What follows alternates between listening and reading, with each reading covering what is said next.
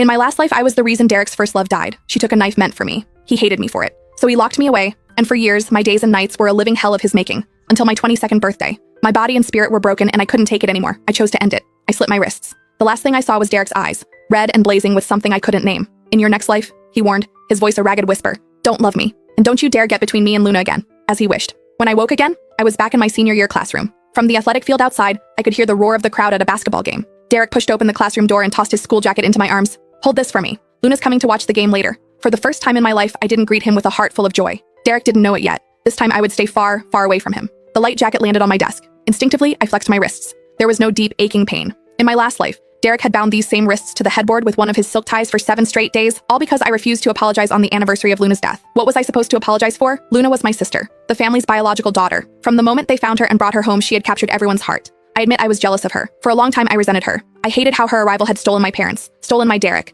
But she was so small and frail. When she first came to us, her face was always pale. She would only whisper my name softly, Sophie, little sister. And just like that, my heart softened. Maybe having a sister wouldn't be so bad after all. My parents told me she had a weak constitution, that I needed to give in to her in everything. So when she wanted my room, I gave it to her. When she wanted my dolls, I gave them to her. When she liked a beautiful dress I had my eye on, I let her have it. But when I started middle school, I realized she liked Derek too. This time I refused to yield. He was my Derek. We had grown up together. I couldn't give him up. But I never imagined that the one and only time I ever competed with Luna would cost a human life, and 4 years of my own life spent in unending darkness. Luna stepping in front of that knife was so sudden, she collapsed in a pool of her own blood. Her last words were, Sophie, I'm giving Derek back to you. Please don't hate me, okay? Just then, Derek arrived, rushing to the scene, only to witness that final damning moment. Luna had taken the blade from me. She was bleeding profusely. With her blood clotting disorder, she didn't even make it until the ambulance arrived. She died right there, and her ambiguous last words became the fuel for Derek's undying hatred for me. That day, my Derek asked me, his face terrifyingly calm, Sophie, why wasn't it you who died? Only later did I learn the truth. That afternoon, Luna had planned to confess her feelings to Derek, but by a cruel twist of fate, she ran into a gang fight. In the chaos, she pushed me out of the way.